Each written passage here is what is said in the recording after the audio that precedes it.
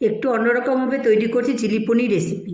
প্রথমে পনিরগুলোকে square square করে কেটে নেব।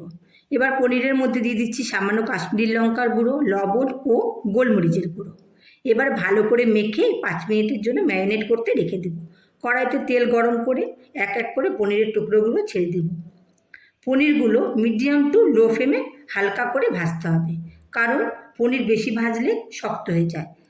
বেশি ভাজলে শক্ত হয়ে যায় এবং তার জন্য আমি ওটাকে হালকা করেই ভাজছি, যাতে সফট ভাবটা থাকে। পনির ভাজা হয়ে গেছে, আমি পনিরগুলোকে তুলে নিলাম। কেটে নিলাম লম্বা করে আদা, রসুন, ক্যাপসিকাম, পেঁয়াজ ও কাঁচা লঙ্কা।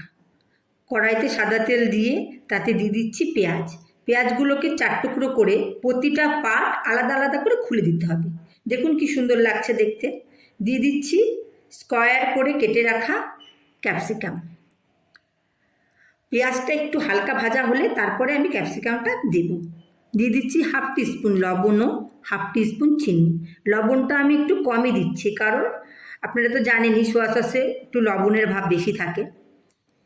দিয়ে দিচ্ছি আগে থেকে থেতো করে রাখা 1/2 ইঞ্চি আদা, 8 থেকে 10 কোয়া রসুন ও 2টো কাঁচা লঙ্কা। এবার দিয়ে আমি একটা সস তৈরি করে নেব। 2 টেবিল স্পুন করে soya sauce, 2 tablespoon chilli sauce আর 2 টেবিল স্পুন টমেটো সস দিয়ে আর সামান্য জল দিয়ে একটা সস আমি তৈরি করে নিলাম। আর তৈরি করে নিলাম 1 টিস্পুন কর্নফ্লাওয়ারকে জলে গুলে নেব। এবার দিয়ে দিচ্ছি এই তৈরি করে রাখা সস, আর নাড়াচাড়া করে দিয়ে দিচ্ছি গোলমরিচের সামান্য গুঁড়ো আর জল। এবারে একে একে আমি দিয়ে দিব কাঁচা লঙ্কা কুচি, আদা কুচি, রসুন কুচি আর ভেজে রাখা পনিরের টুকরোগুলো দিয়ে আমি একটু ভালো করে নাড়াচাড়া করে তার মধ্যে দিয়ে দিচ্ছি আবার একটু জল আর দিয়ে দিচ্ছি কর্নফ্লাওয়ারের গোলানোটা। ব্যাস তৈরি আমার চিলি পনির। ফ্রাইড রাইস, ভাত, নান রুটির সাথে একদম জমে যাবে।